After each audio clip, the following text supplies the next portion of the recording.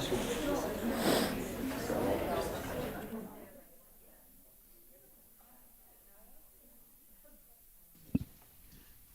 everybody.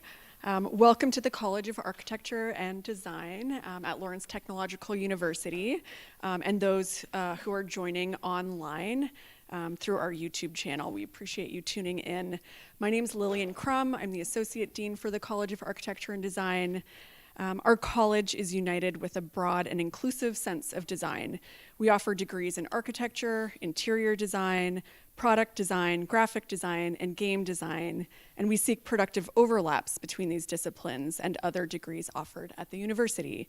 We also recently launched a new graduate degree in design and technology, which results in these overlaps. Those of you in the room, these students, should also ask your advisors about that master's degree. Our lecture series allows us to engage in design discussions and offer broad perspectives on where we imagine design is headed. And through this series, we're bringing visionary designers to campus to share their ideas and engage with our students and faculty. Mark your calendars for upcoming COAD Design by Technology lectures. So our next lecture is this Thursday, so Thursday of this week, March 20th at 12:30, with co-global healthcare practice leader at Gensler, Bonnie Slater. Today, Andrew Shea is speaking about posters to AI, shaping trajectories of design for social innovation. At the end of the lecture, we'll have time for a 15-minute Q&A session. Andrew Shea is the Associate Dean of the School of Design Strategies at Parsons School of Design, the new school. He's also an associate professor there, specializing in social innovation, place-based design for behavior change, and AI ethics. He's the founding creative director of Many, a communication and service design studio supporting civic, educational, and environmental initiatives.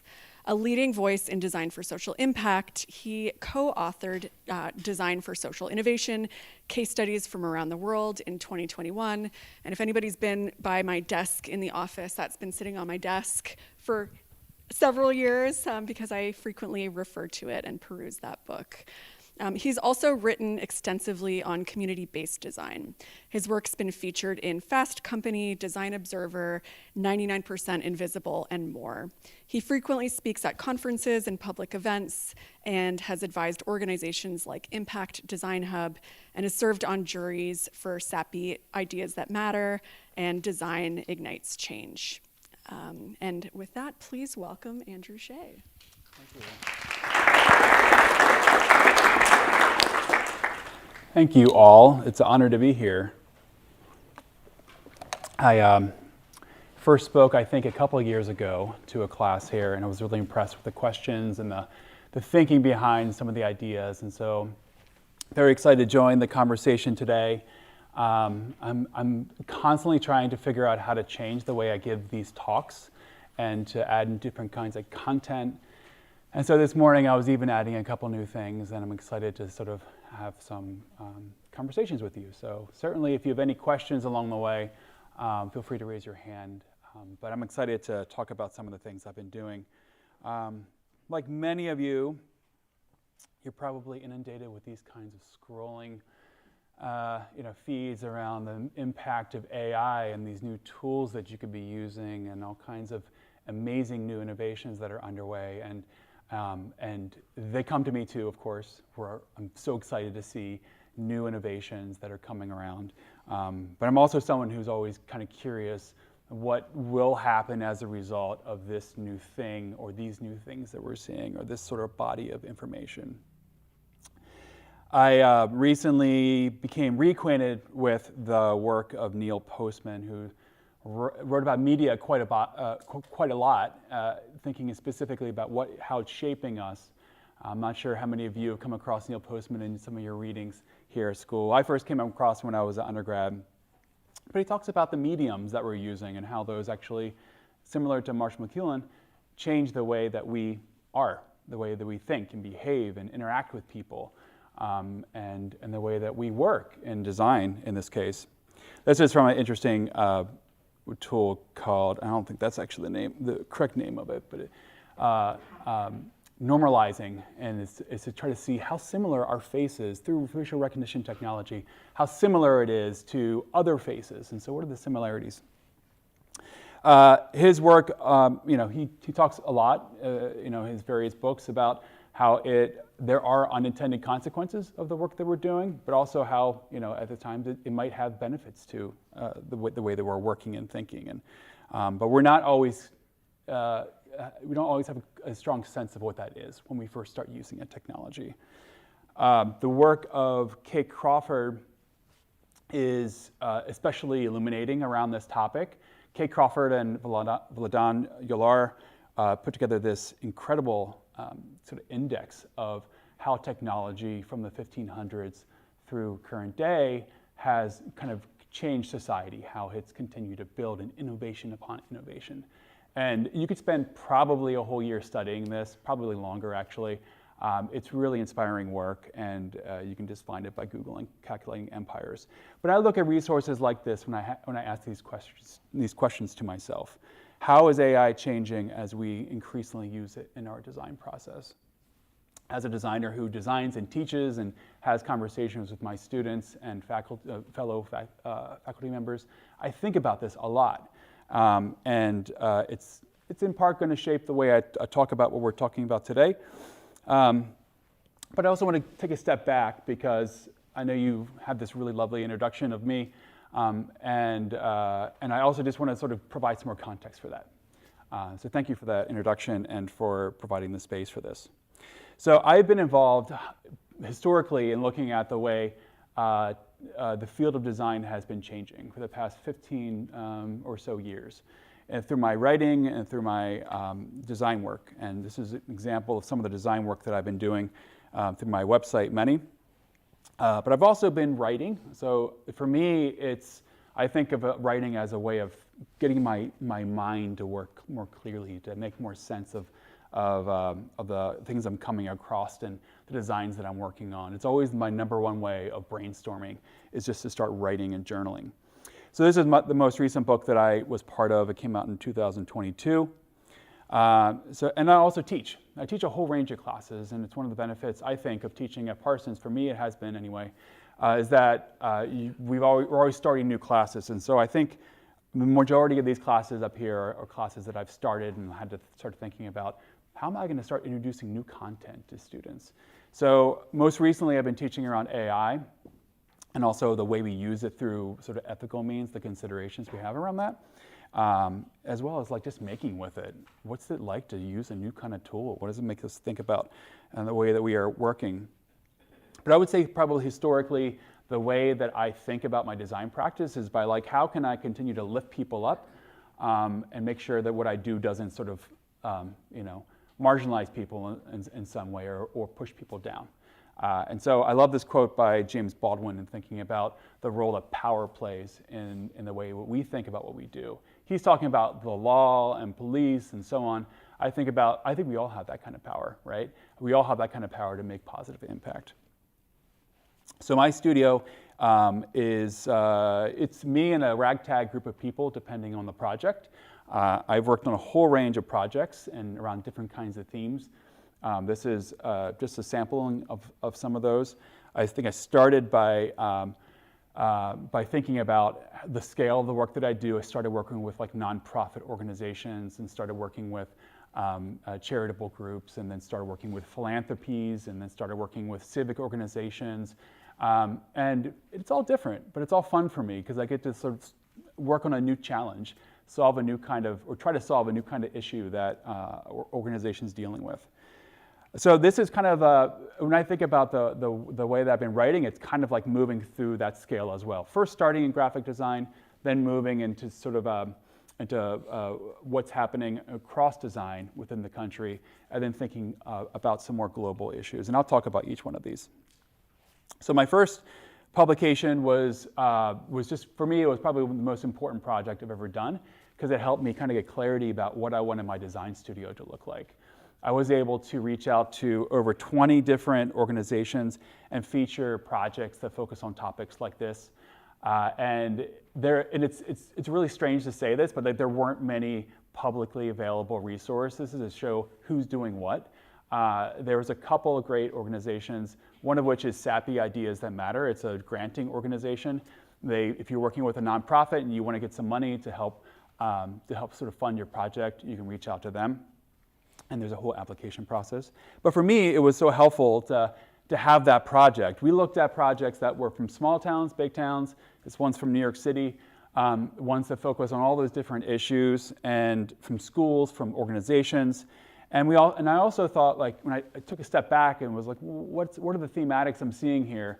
I came up with, or sort of really developed a set of strategies that came from the organizations themselves, and to say, this is what's happening in these organizations. These designers are using these kinds of strategies.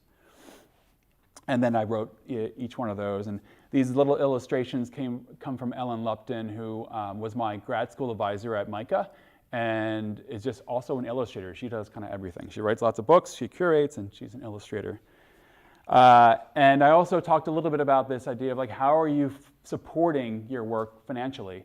Because this is always the crux when it comes to trying to work with smaller organizations, is they have a very limited budget. So how do we start thinking about that? So for me, again, that was groundbreaking. It was so helpful to just get a clarity. How do I want my design studio to be organized? And I took that into my design studio. And here's some examples of some of the work. I'm going to kind of show some earlier examples of some of the things I worked on at this time in my career. Projects around health. How do we help amplify important issues? This is a topic called neurofibromatosis. It's a disorder, neurological disorder, and people often don't know about it. Even though it's quite common.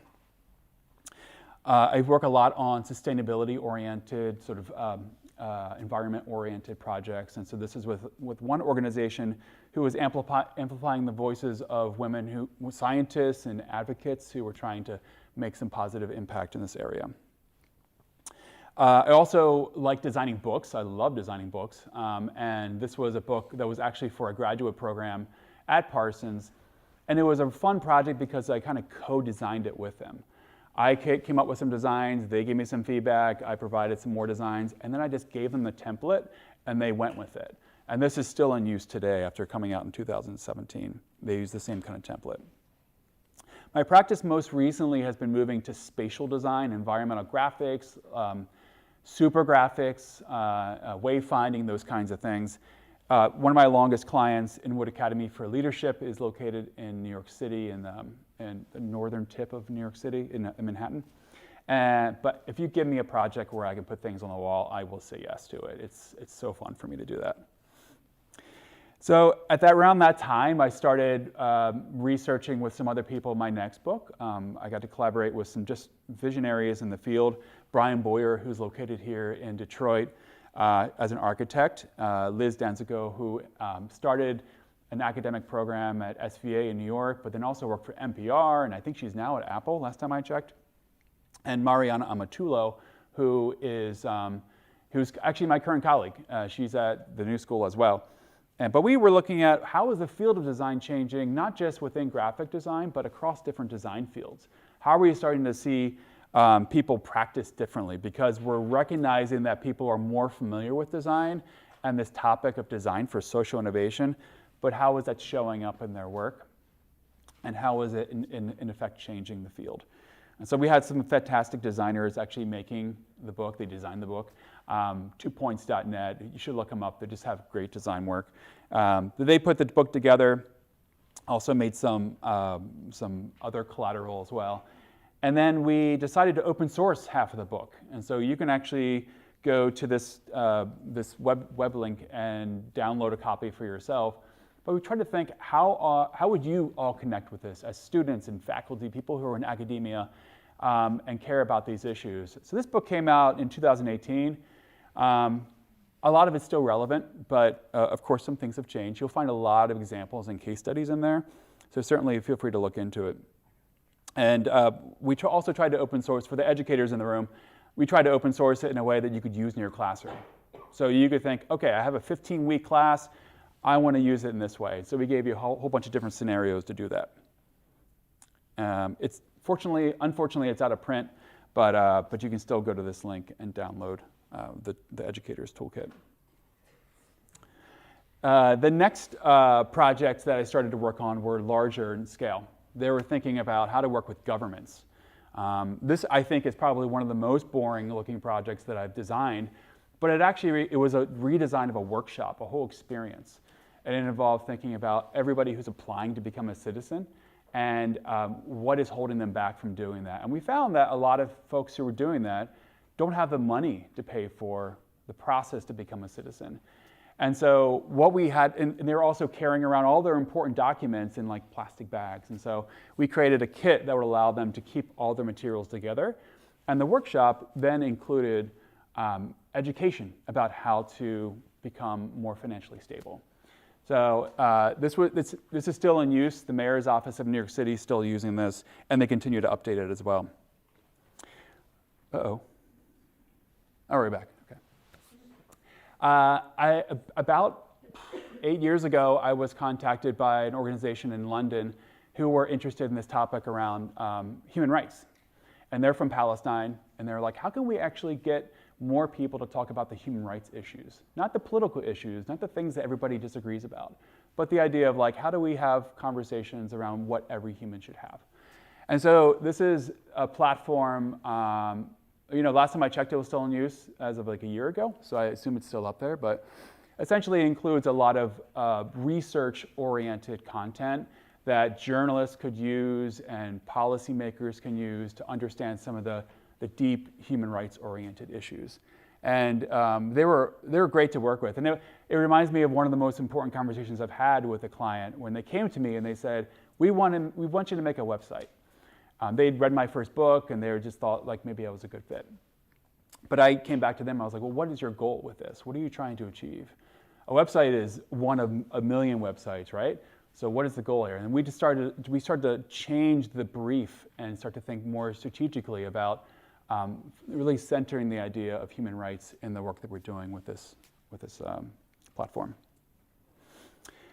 Again, I like working in spaces. This is maybe one of my most complex projects, working specifically with an architecture organization in New York City, the Center for Architecture, and putting on one of their member shows. It included a ton of work in their 3 floors of their gallery. And it just was all hands on deck at all times. I also had a new baby at the time, so I was like underslept beyond anything I could imagine.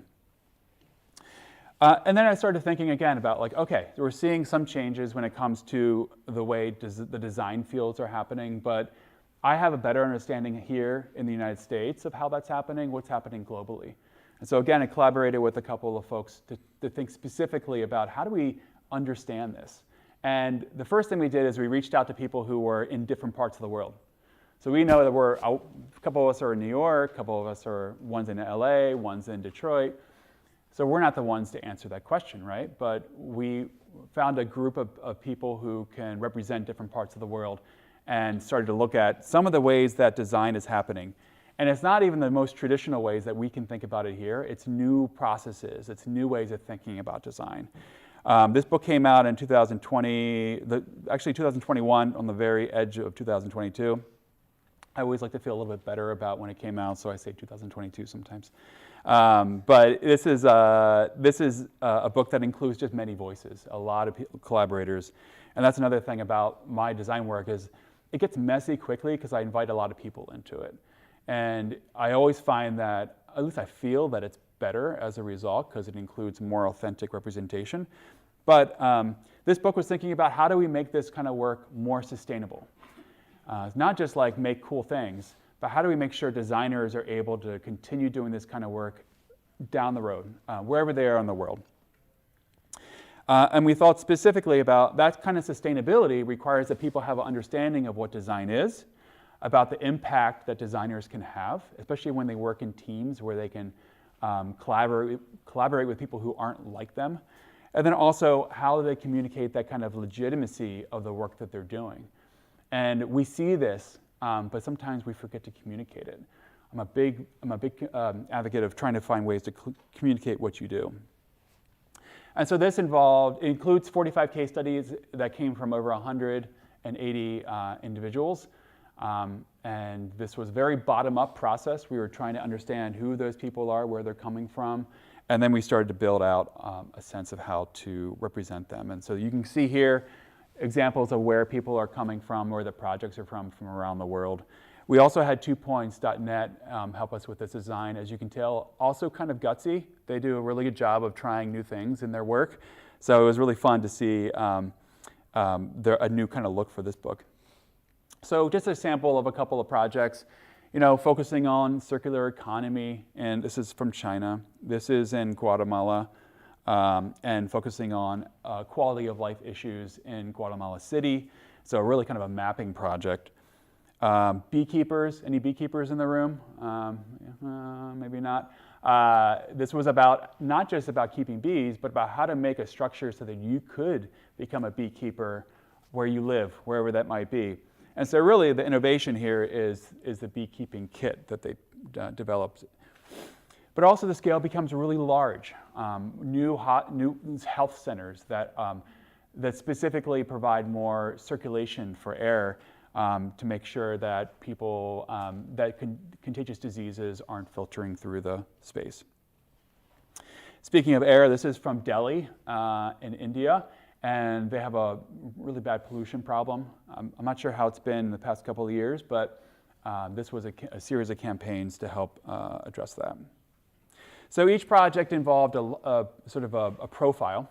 They kind of look like this, each one. The photos and the images are also combined with what we call this flower, which is this diagram that you'll see, and I'll describe it in just a second.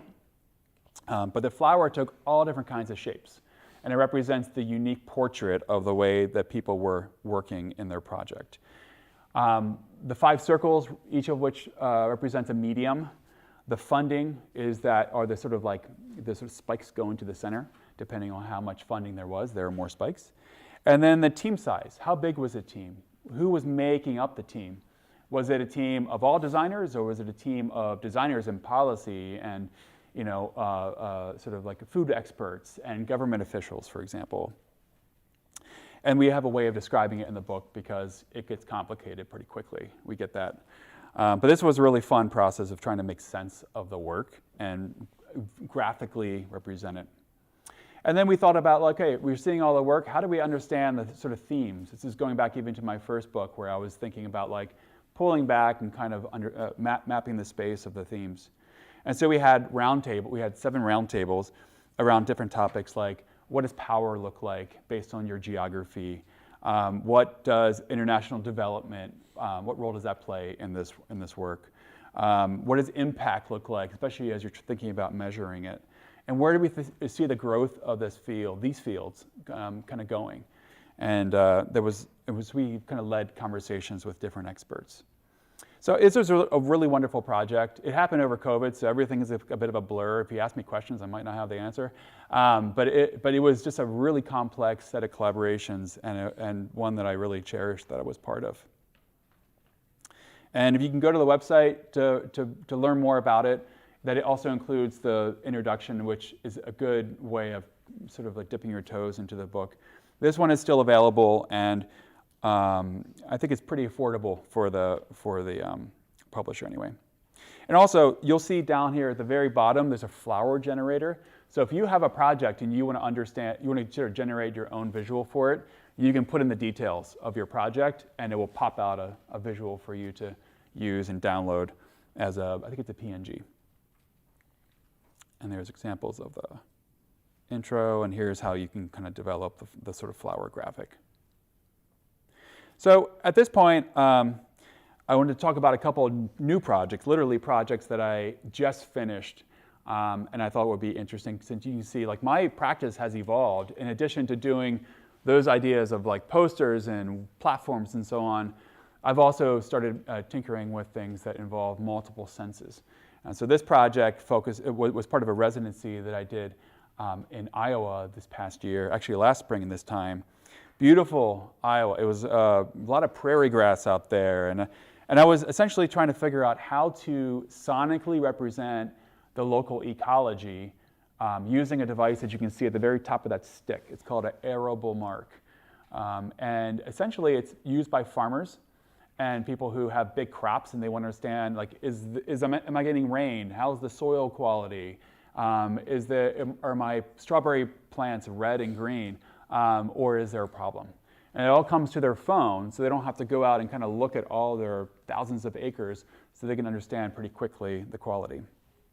So I went there and I installed this, and then I started capturing all this data. There was a lot of rain when I was there, big thunderstorms as well, and I was able to sort of plant it in different locations and sort of capture these segments of data. And what happens is, if you get this from the website, it comes as a kind of a spreadsheet, like a boring-looking spreadsheet. It's actually pretty difficult to read. Essentially what I did is I went out and made sound effects for each of the different 5 locations. I don't think I mentioned it, but I made a sound tour. So you could walk throughout the campus, this University of Iowa campus, and actually like hear different representations of the local ecology. And so this is the tool that I use. It's called Max MSP. I worked with a developer to help put this together. So essentially each one of these different sort of pressure on, canopy temperature, chlorophyll index, each one of those became a different sound effect. So as the weather was changing, the sounds were changing. As those big thunderstorms rolled in, the sound became really kind of intense. It just became a really fun project to work on, and they were also really generous and said, you can do whatever you want, and we'll support you. Anybody who's looking to do a residency, I would look into Lakeside Lab residence program. And so here's some examples of what it ended up looking like with this kind of like pill-shaped description, and you can kind of scan it with the QR code and then listen to it. And here's some examples of it planted in the wild, so to speak. And this is the prairie grass. It was fun because we got to collaborate with the scientists who were teaching classes there, and the local students who were taking those classes and supporting this part of the campus. You can just kind of see some examples of the way it looked. In case you don't know, diatom is essentially like an algae. It's a term for algae, and this area is kind of world famous for their their diatom research. And it was part of an open studios, and so I showed all the different examples of the things I used to make the sounds. So rocks and weeds and sticks and so on. And then I even led a tour through the campus, and we could listen to the different ones, the different sounds. So I mentioned that also because it plays into the other recent project that I just finished up. It was an exhibition at Parsons that was the culmination of 8 years of teaching and research and looking at what's called Fresh Kills Park. Does anybody know what Fresh Kills Park is? A couple of people, maybe architects or urban planner? Okay. East Coast people, that's true. It used to be the world's largest landfill. So I'll show you some images that might terrify you. This was the landfill. So this is, just imagine like beautiful marshland. I thought I had a photo of that actually. Let me see if I do. Maybe I don't anymore.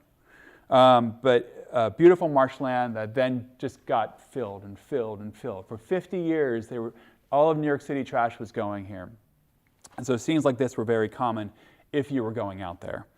You can see the Twin Towers, the World Trade Centers. This is 10 miles away. The Fresh Kills Park is 10 miles from the World Trade Center at the time. And so obviously they're still quite large, but just a pretty striking image. So what happened is 50 years ended, and they decided to close the park. A lot of advocacy went into it. People wanted to close. They literally, some communities live right next door, so the smells, the sounds of the seagulls, the plastic bags that, later as the landfill started to accept plastic, that was being thrown through the air. So it was a terrible place to live, and they finally got it closed. And what they did is turn it into a park.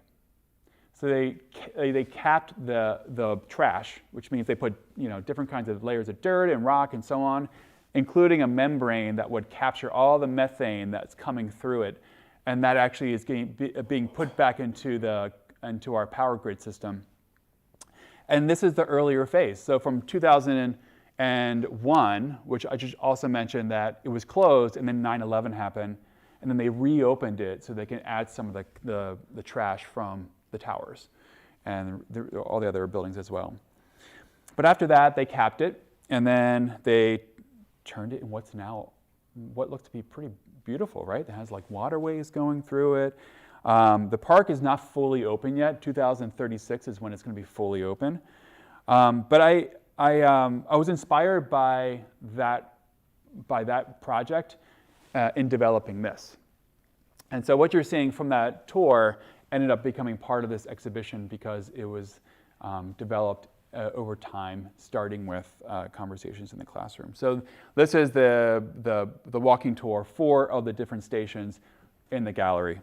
I'll show you some scenes of the gallery so you can see it. Again, I love putting things on the wall. I love engaging the public with ideas around sustainability. So we first, along with a team that included 2 other faculty members, we taught 5 courses and led a lot of different tours through the space as well. But we started by thinking about, like, how do we tell the history of this?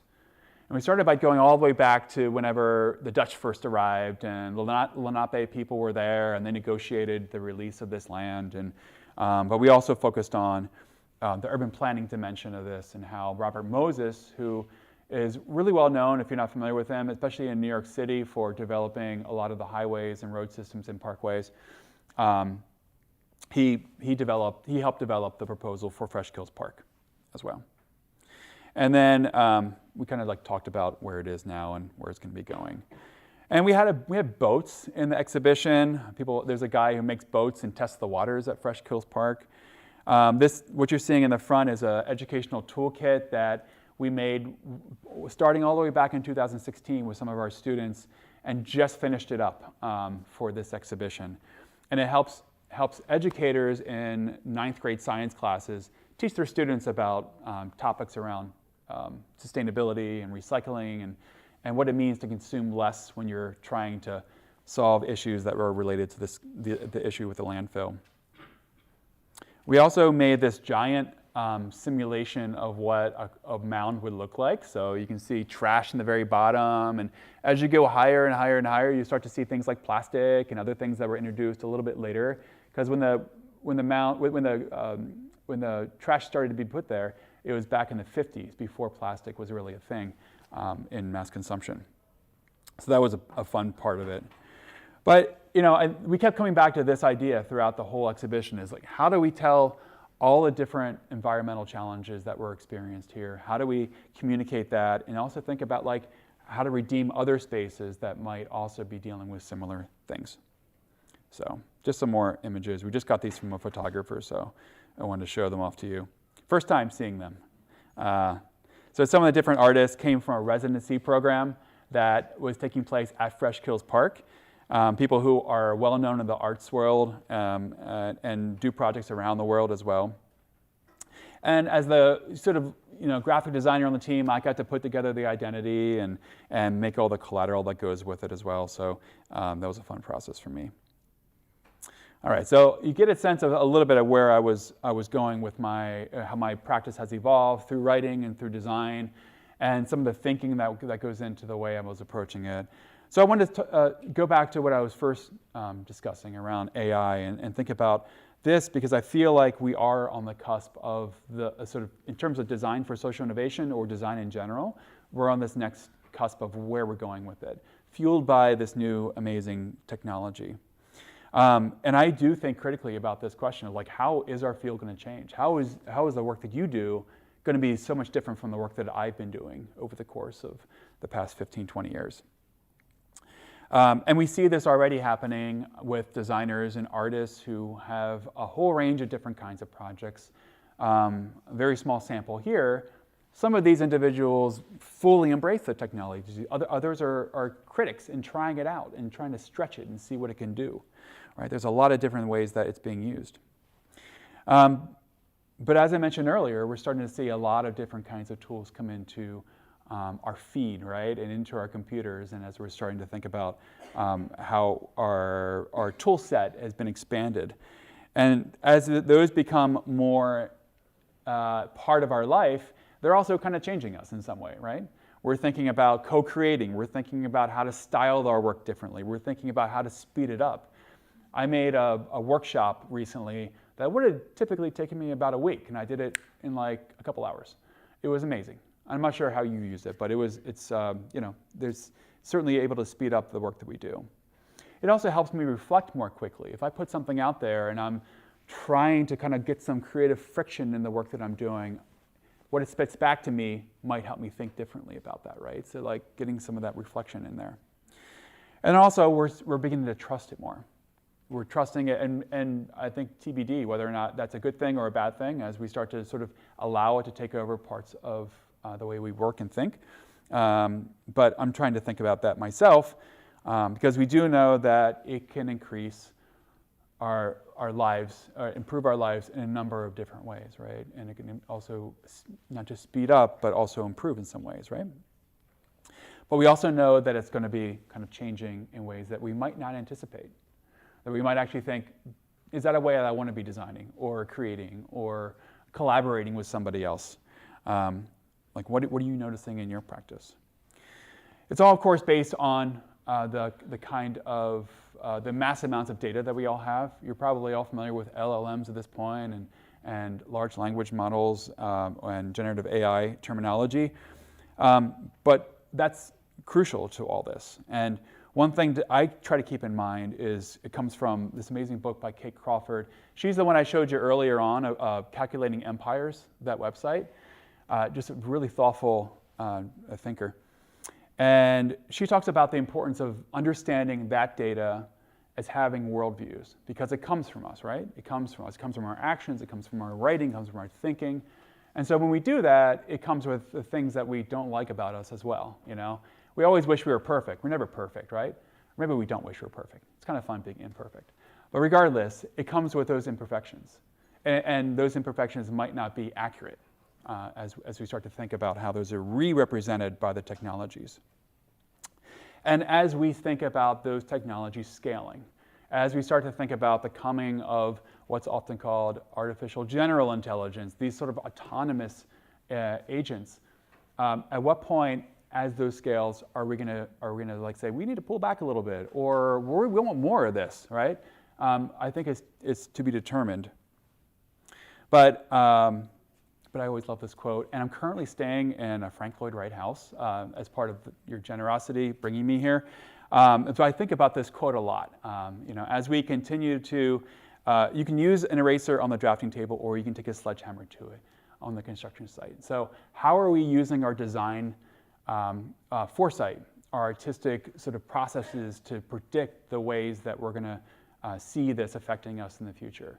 So another thing that I think about is how do I try to understand where we're going, personally for me, my practice, but also for my students, my colleagues. And there's a number of reasons that we should care about this.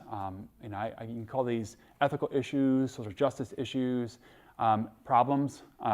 But from the military use of this technology to the way it's taking a lot of energy, surveillance, privacy, a lot of these things are known issues, right?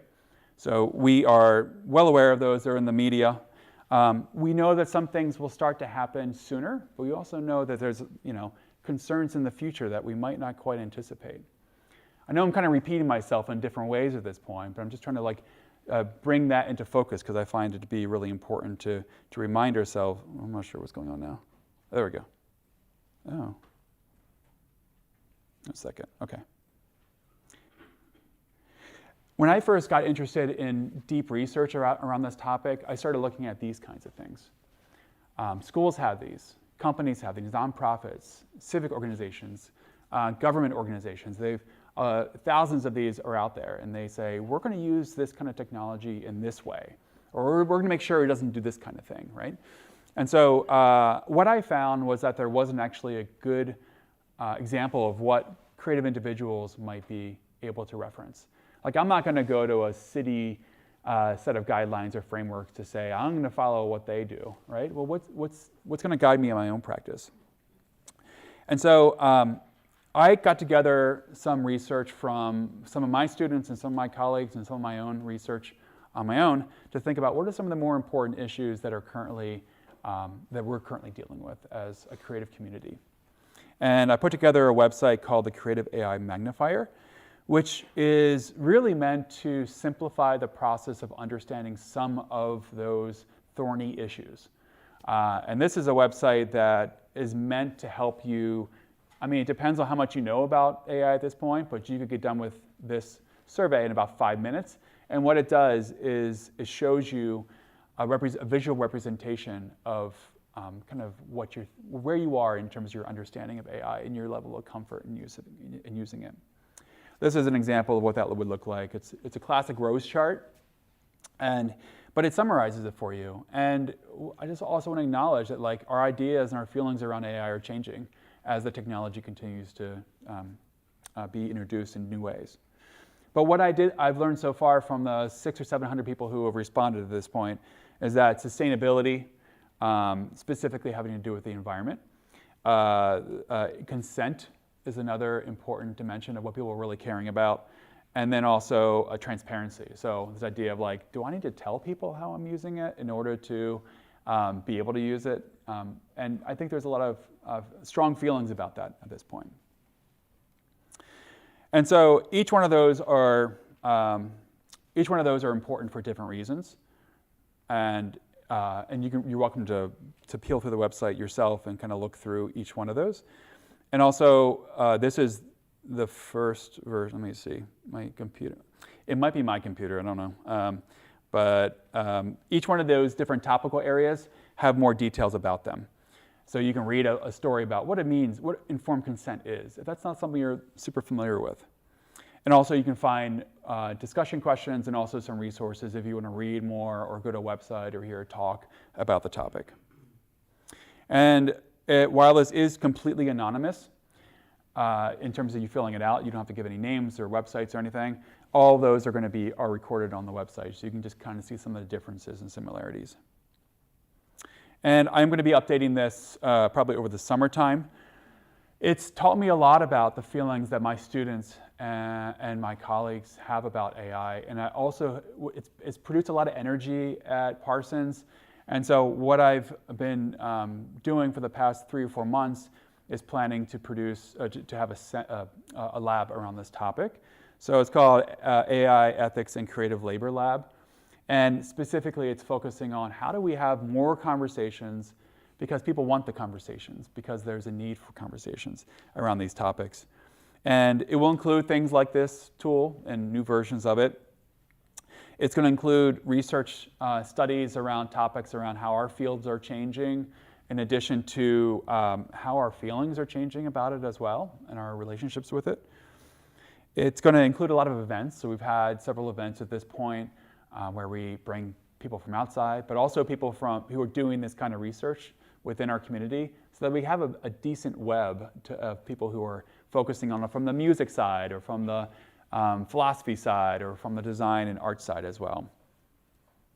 And we've also been involved in putting in we've created a couple experiences, specifically right before spring break, which was a couple weeks ago. My class created a museum of AI artifacts, future AI artifacts, which was meant specifically to create artifacts that raise important questions. And it was part of a conference, and people came and interacted with it. It was really fun. We had about 50 people there, and the students just killed it. Everything about it is pushed forward, made all these really interesting sets of interactions around topics they were curious about. So it's part of their class. And here's just some images of that. And also creating more classes. I mentioned I'm teaching this class, but we're also planning to propose a minor and perhaps a major as well at the school, because we find that, again, there's a lot of need for this kind of reinforced conversation. So to go back to Neil Postman, I do kind of like the way that this is summarizing his sort of point of view, that the technology is a blessing, but it's also a burden for some people. And if we're not questioning it, if we're not paying attention to it and being critical of the way we're using any technology, this technology included, then we're doing ourselves a disservice, and it might lead to something that we're not anticipating. And so with that, I leave you with a question. I'm happy to have this discussion or answer anything else as well. What concerns you? What excites you about the technology? What are you thinking about when it comes to this? What else in my sort of presentation piques your interest? So thank you so much for your time.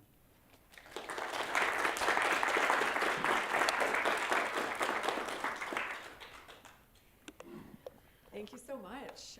We have time for some questions. Questions that are in the audience. I'm going to come around and you're going to speak into the mic so that those who are live streaming and listening to the lecture virtually can hear your question. So it looks like there's already a hand up here, so I'm going to come around. She was the first one up. I saw it.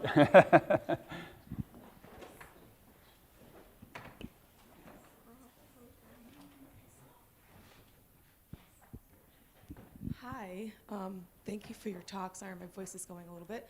I'm a graphic designer at OU, Oakland University, and I teach my students how to use AI, but when I'm teaching them, I'm trying to explain to them how to price out their work if they're using AI. Like you were saying, it took you, a fraction of the time when it would normally take you a week. So what do you normally do when you're pricing something out and using AI? Like, does the client know?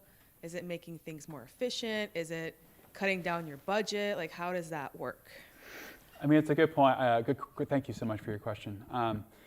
I've noticed a lot of times, clients especially that don't have a lot of money for a project, but want something done, this could be a great solution for helping to speed up aspects of that.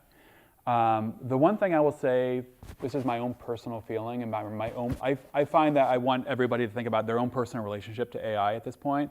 My personal relationship is I want to make sure I have some interaction with whatever it is I'm making over the course of a project. And so even though there's all kinds of technologies that can speed it up, if I'm not connected to that process, then I feel like it's something I'm doing my customer, my client a disservice. So certainly the price could come down, but not all the way. And it also worries me that we're not hiring like a new designer straight from school, for example, to help with some of that work as well. So how do you bring in new people to help with that process as well? Because if we're not creating a sort of a pipeline for people to be able to grow in their practice and engage with the technology in addition to the client and you as the sort of like the senior creative director or whatever it might be, then I think that's missing an important moment for those designers to grow and for the field to grow as well. So it would depend on the client, of course, like how you might do that, but I can certainly see the price being reduced to some degree, depending on how the technology gets used. I will also say that I don't really use the technology for anything that is part of final visual, certainly no visuals, because unless it's part of the early research phase, because it's not there yet. I haven't seen anything personally that would say, oh, this is something I could deliver to my client. From the graphics side of things, it still feels generic to me. I haven't seen anything that feels like it's bespoke and it has care. And I feel, I'm making a logo, how is that going to be applied to the whole suite of things that needs to be, that logo needs to live on and experience through. So, that's a conversation I think you can continue to have with your students about that, but I think it's an important one. Yeah, they're all kind of scared. Yeah. About AI. My first time speaking around the topic was with illustrators a few years ago, graduating illustrators. And Midjourney was just kind of like, everywhere. We were just hearing about it for the first time in some cases. And so you think about what the impact of that will be to them. And it's scary, absolutely. I mean, and then some of the advice that I've given them in the past, there are different ways that you can think about your practice shifting. You could decide that you want your style to be trained through, a model, and then generate more content in your style. But you could also go the other way. You could say, I want to go the more human way, and I want to create things that are really kind of gritty and have something that only working in an analog way could produce. And those are just two opposites, of course. There's a lot of different ways in between. I know people are talking about this in their classrooms here too, so I'm kind of curious how everybody's engaging with it.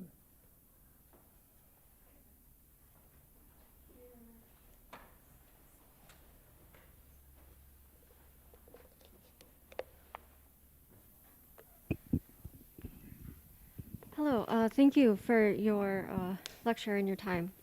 I have a couple facets to my overall question. You mentioned that you did advocacy to human rights and environment purposes, amongst others. And I was wondering, with there is a current challenge. Well, human rights is being challenged at the moment in the United States, and I was wondering your thoughts, per your experience, if you think it is possible to spread more information, first of all, on your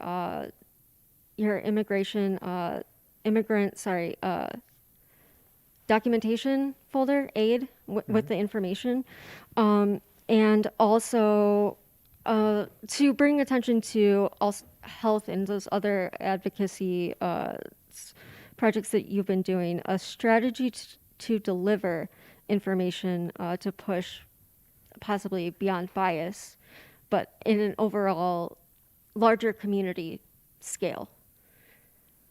So are you thinking specifically about the project around helping those who are applying for citizenship to be able to get citizenship through that workshop, or were you thinking about the Palestine oriented project, or advocacy in general?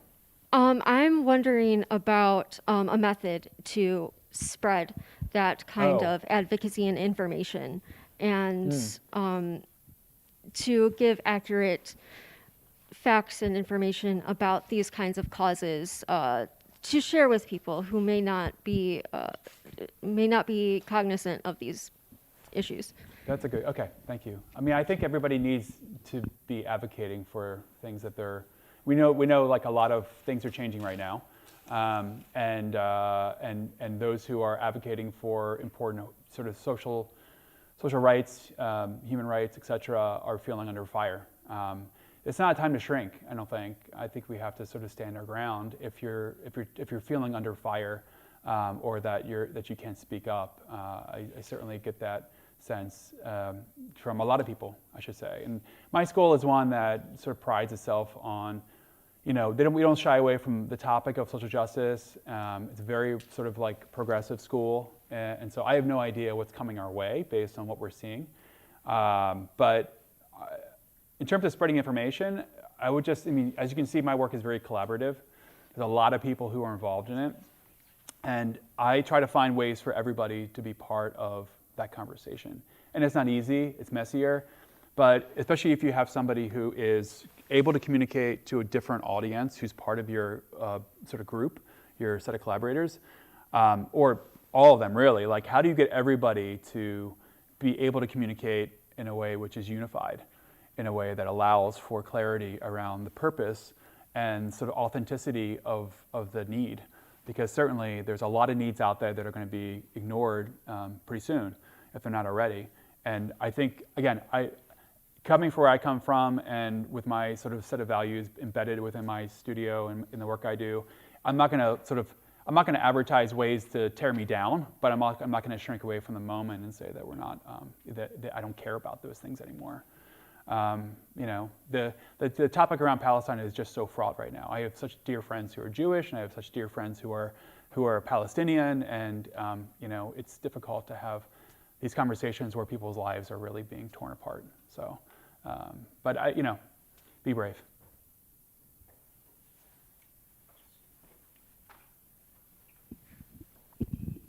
So I have a lot of questions, but I'll focus on the main one. And I think it's a lot of people's fears, as you were talking about, but people's fear of AI taking their jobs, especially in the design world. Like, if you think back to the computer first being invented and the internet becoming a thing, it destroyed millions of jobs initially, but later down the line it created 10 times that amount of jobs.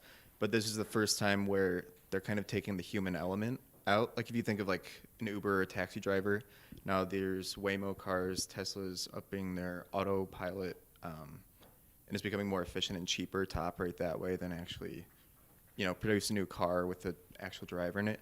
So what do you think in like 5 years' time, the industry is going to look like as a whole, utilizing any form of AI, like now that the human element is becoming less necessary? I haven't seen any good example, like descriptions of what that's going to look like. I mean, people talk about like, yeah, they're going to be like collaborators and they're going to be working with the systems. And certainly that's possible, right? Certainly we can imagine that's going to be part of your sort of workflow.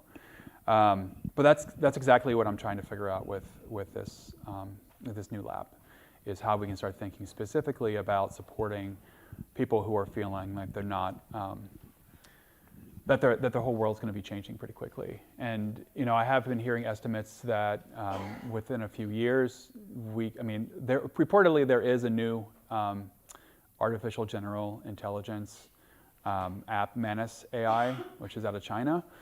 There might be others as well that I'm not familiar with, but what does that mean for us in 5 years? I think we're going to have to be really imaginative to begin with, and think about, as someone I work within the school design strategies at Parsons, so we think a lot about not just the way that we make something, but also how that connects with the system in which that might be interacting with people.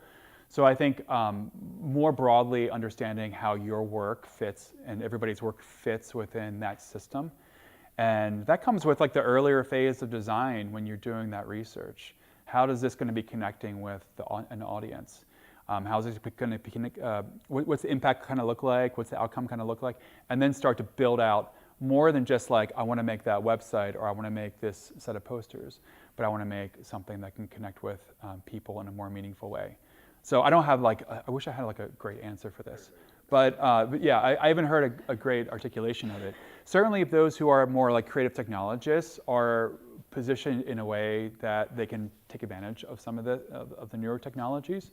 I also think people who are more interested in thinking about the systems, who are more used to thinking about the systems in which the work lives, will also be more sort of like flexible in the process of that change.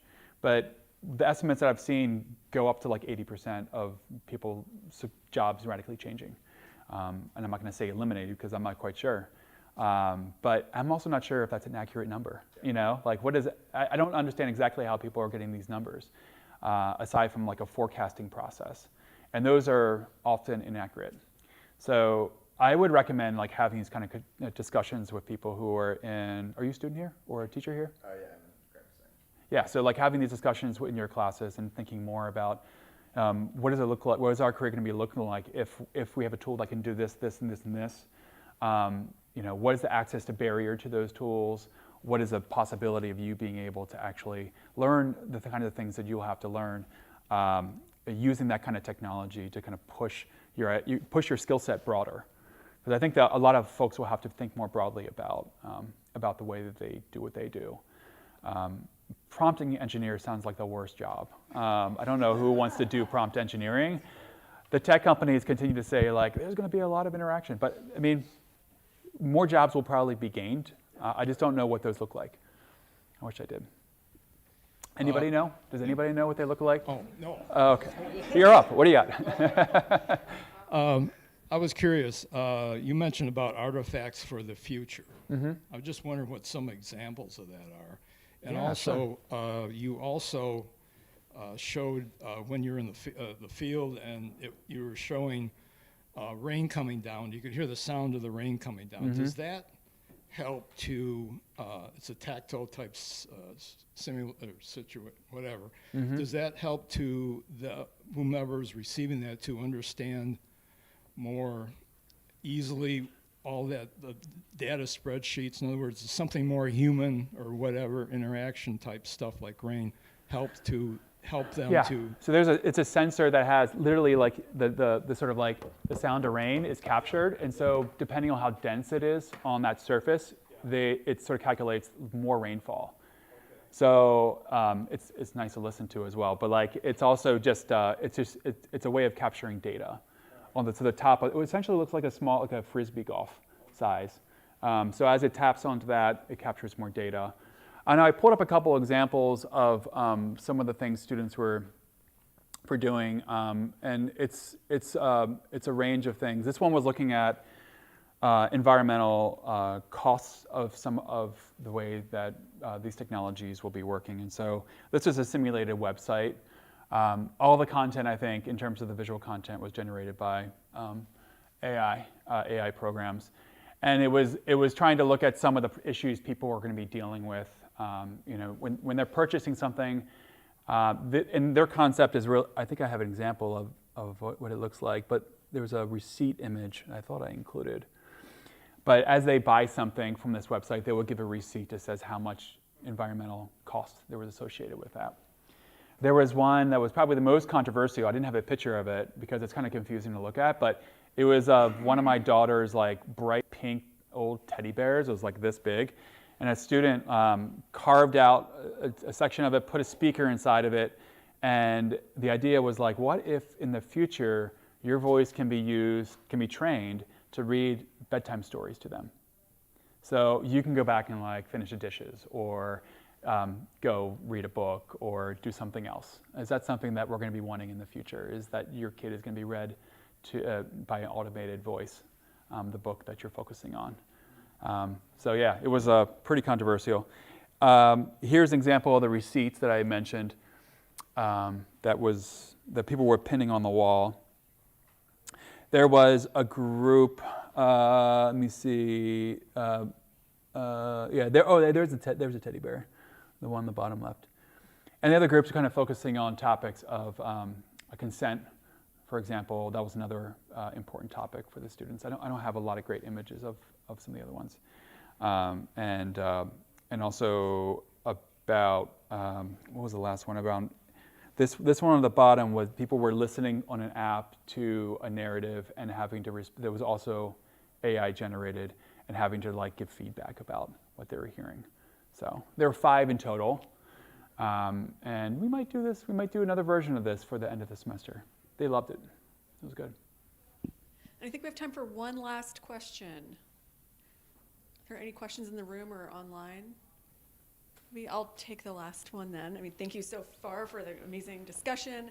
To go a little bit earlier into your presentation, some of your projects, of course, had kind of a core component of graphic design. It was like the kind of final output, right? Mm-hmm. Website, identity system applied to a variety of different artifacts, but underlying these projects were a whole lot of other kinds of design methodologies. So for example, you saw like participatory design.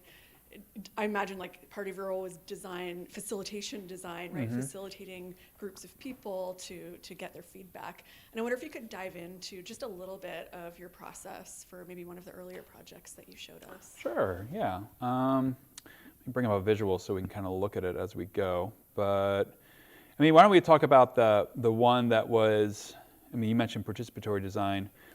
The project that involved, as I mentioned, the boring looking work, right? So this was first an academic project. It started in what's called the DESIS lab at Parsons, where it's a graduate student lab, and then they worked with the city agencies. They worked, so MOIA, or Mayor's Office for Immigrant Affairs. They worked with library systems, because libraries are thought to be this place where a lot of different activities can happen, including like serving as a tool library in some cases. And there was another one that I'm forgetting the last. I think actually DESIS Lab was the last one. Yeah, and so we worked with all of them over the course of a whole semester, and then I was brought in to, as I was part of that process as well, but I was brought in to kind of finish the project with a handful of students. And so that work continued by going out and actually having conversations with, we went to all the different libraries in Brooklyn and some in Manhattan as well. Not all the libraries, there's too many, but I think 6 total. And then we were testing with MOIA how the different iterations of a workshop sort of like was led. And we learned a lot of things because the mayor's office, they always hire people to come in and do the things with them. So they hired a consultant to come in and lead the workshop, and they realized, actually, this person's doing a great job, but that person is not doing a great job, and this person doesn't know what they're, or isn't like bilingual, for example. And so how do we communicate the message in a way that everybody gets the same one? So what you can see here is a video. We had to do some voice acting, and it was some of the people who were from the mayor's office. So we made a video that was played throughout the whole workshop, and that was actually something I wasn't expecting in terms of the amount of work that went into it. But then that iterative process of going back to, working with in these different workshops in libraries for those 6 times was crucial to understanding some of the needs that we didn't understand during the classroom period. So hundreds and hundreds and hundreds of hours went into this, and probably a team of, from libraries we had about 5 or 6 people. In the mayor's office, I think we had 4, 15 students, myself, and then I hired 2 people to work on the project with me as well. So it was a 9 or 10 month collaboration in total. But being able to see, being in the space, being able to see how people were responding or not responding to the workshop materials was crucial. And then figuring out what are the elements we need. We don't want to just produce more things. Although I used to work in a library, so I love bookmarks, and so we had some nice bookmarks. But we had some things that could reinforce the fact that it was taking place in a library. But I think it's at the core of all the work that I've been doing. It's about just getting a lot of people together and getting messy with it. Awesome. Well, thank you so much for your amazing talk. Great Thank you. questions from the audience. Thank you.